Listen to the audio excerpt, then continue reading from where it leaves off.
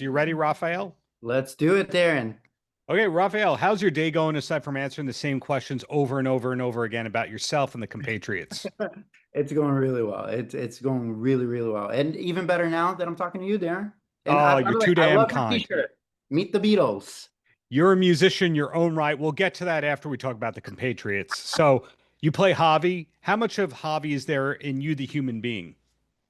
So much actually. Listen, for me, Javi is really, really close to home. I'm an immigrant myself. I came to this country when I was 9 years old, and so much of what Javi goes through in the film is really linked to my own experiences.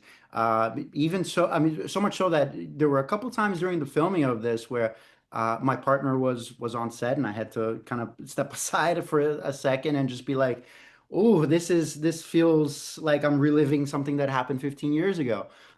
So it feels very real. It felt very real in the moment, and hopefully audiences can see the humanity in Javi and just the lived experience that we share.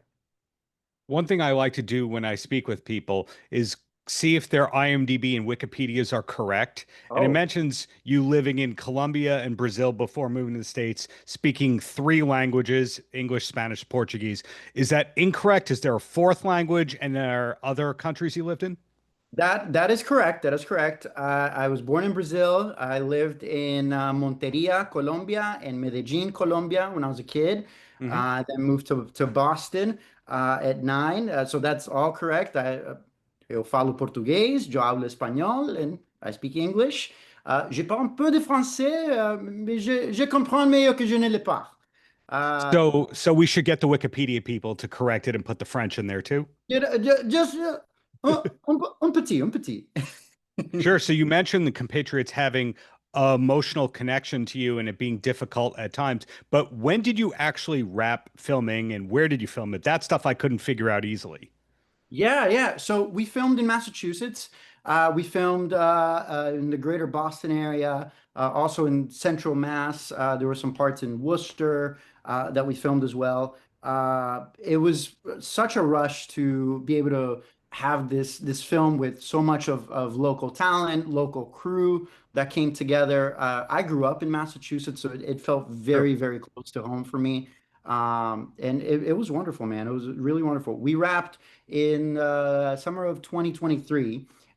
So it's been a little bit of time, which is crazy because we filmed this in 2023, and then all of the political stuff with Sure. ICE raids and all of that happening now. So it feels very timely, even though we wrapped 2 years ago. But I guess that's the nature of all of these things, you know? Having taught English, what I've learned is that a person basically will not have an accent from their, foreign language background, for lack of better phrasing, if Mm. they start learning by the time they're 8 or 9 years old. In your case, did you ever have a Boston accent as part of your English? Ooh, that's a great question. I okay, so I have a I have a fond memory of like I think I was probably like 13 or 14 where I was trying to like work it more into my everyday because I had so Oh, many. Yeah, no, I tried, but I could never get it to stick. Well, at least I thought. But then I went to Florida one time with my parents, and we had some friends, some family friends, and they went up to me and they were like, dude, do you know that like your English is like Boston? Like you sound very Boston, right? And I'm like, what? I don't think I sound and so I guess other people thought I sounded very Boston, but who knows? respect to the Boston accent, respect. So Absolutely, So, absolutely. compatriots, new movie to us, to you. Hey, it goes back 2 years or so. Are we allowed to know what's next, or are you just under a bunch of Hollywood Reporter embargoes and that kind of thing? Listen, I have some stuff coming up.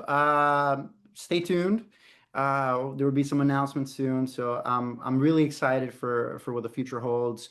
And yeah, absolutely. So you'll be the first to know, Darren. Oh, you're too kind. And what's happening on the musical end? Anything that we're allowed to know? Yeah, on the musical end, my band Terça Club, We recorded a song for the film. The song is in the film. It's called MB69. We're super proud of it. Coming up next, we have a new release coming up. So we'll have an announcement for that soon. So stay tuned to our socials and all of that. But yeah, I'm honestly it was this film was a dream come true, Darren, because Hmm. it got all of these different elements of myself and I was able to express them. The fact that Spencer texted me one day and was like, "Hey, I'm looking for music. Do you know any musicians, anything?" And I'm like, dude, I have a band. Like, do you want to use hello?" And so that was such a beautiful thing to have happened. And so the song is in the film. I hope you enjoy the film, you enjoy the song, and yeah. When you're doing gigs, do you ever have shady promoters have the name of your band and then in parentheses it has your film credits next to it? That's great. I haven't had that happen yet. Who knows? Maybe it will happen. The one thing that I'll tell you is that some people mispronounce the name of the band. They'll say Turca or Turca, and it's Terça. Terça means Tuesday Hmm. in Portuguese. And so we wanted to name the band and have something that connected back to sort of all of our roots. Half of our members are born in the US, and then half of our members are Brazilian. And so we wanted to kind of have an amalgamation of everything. And so we got There's a Club out of it. Got it. So that's the update on the music. That's the Yeah. update on the filming. On to you and the personal you before I let you go. What's the last concert that you went to for fun? Last concert that I went to for fun. Oh my God. Um, I saw, I saw Glass Beams at Paradise Rock Club Oh yeah. in Brighton. I don't know if you know Glass Beams. I thought Paradise Rock Club was in Cambridge. Is there more than one Paradise, or do I have my Boston geography wrong? No, no, it's like Brighton Alston. So you're not far from Cambridge, but it's not quite Cambridge. Did it Uh, move? Is that where I'm wrong about the Paradise? I don't think it's ever moved, Darren. So there's two Paradise Rock clubs in the Boston area. You That's what know I'm what? learning. Absolutely. We'll go with that one. Absolutely. But yeah, I saw Glass Beams. That was a phenomenal show. Those guys are incredible. They're a band from Australia, I I want think to say. so. And just the musicality of those dudes, amazing. So much love to Glass Beams. Shout out the dudes at Terza Club. Love you. So thank you very much.